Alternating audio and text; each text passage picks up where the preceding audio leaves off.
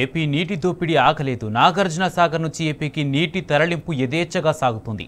గత 25 రోజుల్లో 25 టీఎంసీలను ఏపీ నిరాటంకంగా తరలించుకుపోయింది. కుడి కాలువ నుంచి నిత్యం 8,000 క్యూసెక్కుల నీటిని ఏపీ వాడుకుంటుంది. ఏపీ నీటి దోపిడీ కారణంగా తెలంగాణలో సాగునీరు అందక చేతికొచ్చిన పంటలు ఎండిపోతున్నాయి.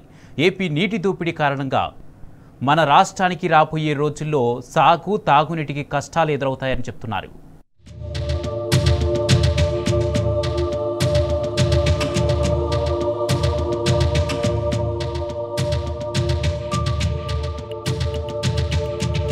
ఏపీ నీటి దోపిడీ ఆగడం లేదు. పట్టించుకోని కేఆర్ఎంబీ, పట్టింపే లేని తెలంగాణ కాంగ్రెస్ సర్కారు వైఖరితో ఆంధ్రప్రదేశ్ రాష్ట్రం కృష్ణా జలాలను అడ్డు అదుపు లేకుండా తరలించుకుపోతోంది. సాగర్ కుడి కాలువ ద్వారా రోజుకు 8,000 క్యూసెక్కుల చొప్పున కోటాకు మించి 52 టీఎంసీల నీటిని అదనంగా కొల్లగొట్టింది.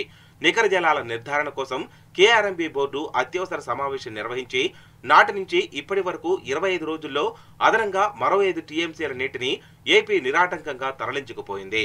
ఫలితంగా తెలంగాణకు సాగు, తాగునీటికి గండం పొంచి ఉంది. జలాల వినియోగాన్ని కేఆర్ఎంబీ పట్టించుకోకపోవడం, ఇక్కడి కాంగ్రెస్ సర్కారు సైతం నోరు మెదపకపోవడంతో ఏపీ ఇష్టారీతిన జలాలను తరలించుకుపోతోంది.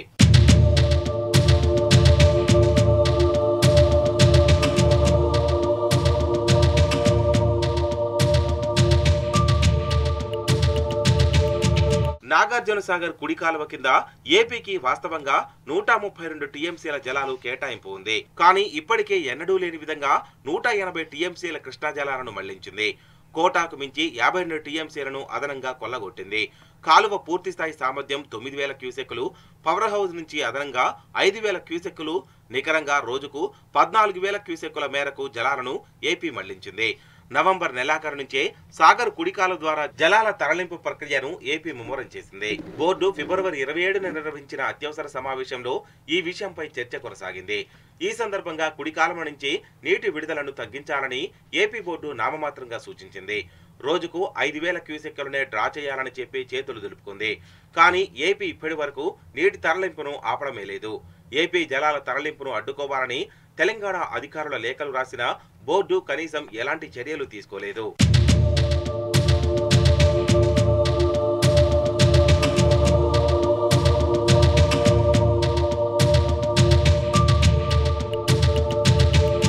తెలంగాణ కాంగ్రెస్ సర్కార్ ఎక్కడా నోరు మెదపకపోవడం, అడ్డు చెప్పకపోవడంతోనే ఏపీ కోటాకు మించి నిరాటంకంగా ఇప్పటికీ సాగర్ నుంచి కృష్ణా జలాలను తరలించుకుపోతోంది.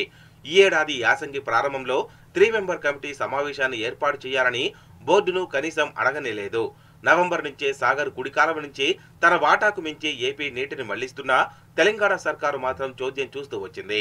15 రోజులకు ఒకసారి సమావేశం కావాలని నిర్ణయించినా ఇప్పటికీ దాదాపు నెల రోజులవుతున్నా మళ్లీ దానిపై నోరెత్తడమే లేదు.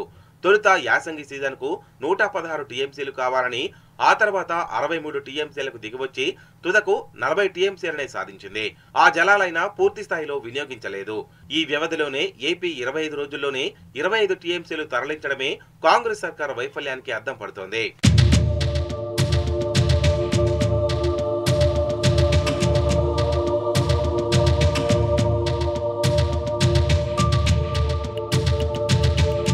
గత ఫిబ్రవరి 27న నిర్వహించిన అత్యవసర సమావేశంలో నీటి వినియోగ వాటాలను కేఆర్ఎంబీ నిర్ణయించలేదు. శ్రీశైలం, నాగార్జున సాగర్ రిజర్వాయర్లలో కలిపి 60 టీఎంసీలే అందుబాటులో ఉన్నాయని, డిమాండ్ల మేరకు నీళ్లను ఇవ్వలేమని బోర్డు చేతులెత్తేసింది.